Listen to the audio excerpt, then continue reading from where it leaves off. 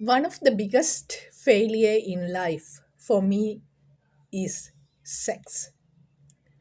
As a child growing up, I was told sex is for marriage. You have to keep it weighty, and there is only during for marriage, for only for the husband. So even though before marriage I had a boyfriend and I was sexually active, but I thought if I preserve, like if I don't have sexual intercourse, then I will be pure. Actually, that's not true because sex is not only sexual intercourse. All the other engagements also counted as sex, but it is just like my failure of knowing the truth and my foolishness that I thought like I'm a holy woman because I didn't have sex with my boyfriend. But unfortunately or fortunately, we were so much engaged in all kind of sexual activities, and we were just wanted to keep that intercourse, sexual intercourse, for marriage to please God.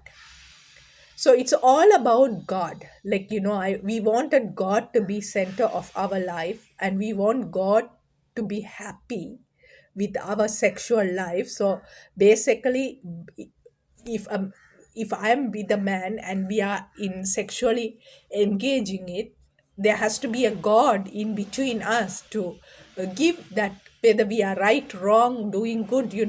So that was the whole thing about sex, to please God, to make God happy. But it's nothing about making me happy or being, doing what I love to do. There was no me in sexual relationship or intercourse, even though I was so craving and I wanted it and I did it. And each time I did it, I felt like I'm a sinner. I sinned against God. I felt so guilty and I have to confess it to God. And then it was a repetition of cycle, but I still did it. Like I didn't stop it, but each time it was like and I put the blame on devil, and I tried hard, nothing happened. It's just you know like it's just suppressed energy within me. And because of the culture, because of the our society, I was not allowed to have sexual intercourse before marriage. And I pushed it for that, like because I knew if I break that law, that is sin. That is one of the biggest crime in life for Christian world. So I don't want to commit that sin against God. So I was trying very hard, but unfortunately I couldn't. Before marriage, I lost my virginity and I wanted to commit suicide because of that, because I felt like I am a disgusting, I am useless, because it has to, there is no man, there is no husband. So I did it to a non-husband, and also it has to be done inside a marriage. It was outside the marriage. So the I was so I really felt like that was the end of the life. Like there is no life for a woman uh, after being impure or losing the virginity. It was like the purity of life remained on my sexual organ. I didn't care how the heart looked, whether the heart is angry, revenge, anything. It doesn't matter. But as long as the sexual, my vagina was pure, I felt I am a holy woman. So and luckily then I got married and I felt like, okay, now I'm safe, everything was good. But then I was separated from my ex-husband, and until I got divorced, because divorce is not a getting the legal divorce, like divorce certificate, there is no guarantee, because there are people who have been waiting for 10 years, 15 years, who never even got divorce in their life.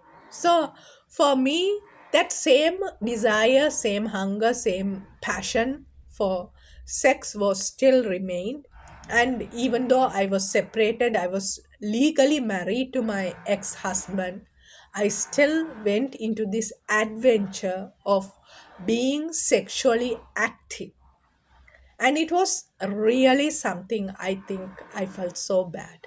Like I felt like disgusting, but there was no option choice, and I didn't know how to handle myself.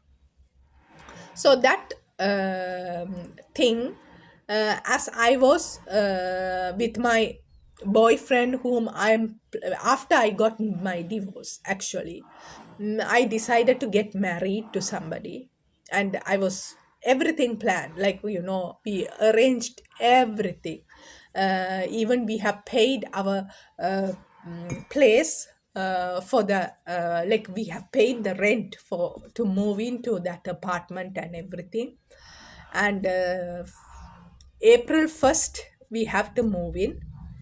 And March 17th, that guy who was an ex gambler, who told me, who promised, who will never gamble again, unfortunately, March 17th, he gambled and used my credit card. So I couldn't trust him anymore. So I broke up with him.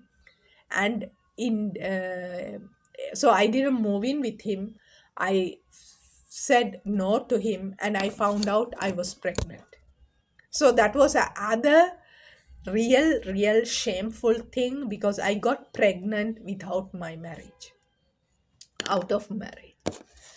And I know I'm not the only woman, and but it is the shame I carried, because that child who was I conceived also looked as, that was so bad. Because if I could have lived with him, surely we could have married and we could have continued the life, and it could have looked good.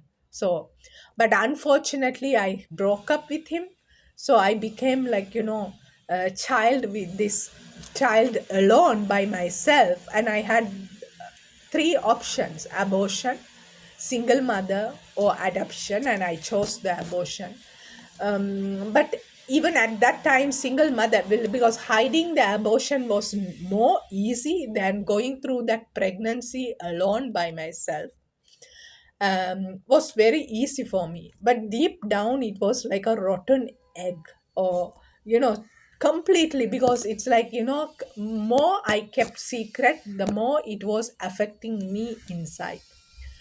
And today, when I look back, I'm like, why am I holding this much of shame in my life? Who in this world have not, is perfect? I don't think so, anybody. And if there is somebody, let them be perfect, let them be holy. I don't have any problem, but I should not put so much pressure on me for being who I am. And I have to accept and celebrate and live with it. It's nothing to be shameful about our path. That is the way it has happened. And let go and own it and be grateful for that path.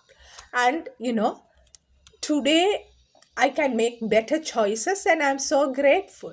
So that is the only way I'm so grateful to myself. And it is all those pain and, mistakes were the growth that I have, that which has made me who I am today. If that those things could have not happened, I don't think so I can be who I am today at this moment. So I'm grateful to those experiences, and I'm grateful for myself for breaking all the tradition and all the cultural norms and everything and experimenting.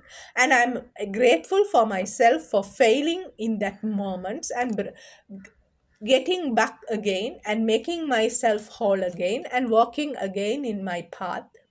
And I'm also grateful that I'm no longer feel any shame about my path. I'm so proud of this journey. I know this will help, especially many young people who have been struggling in this in their sexual journey,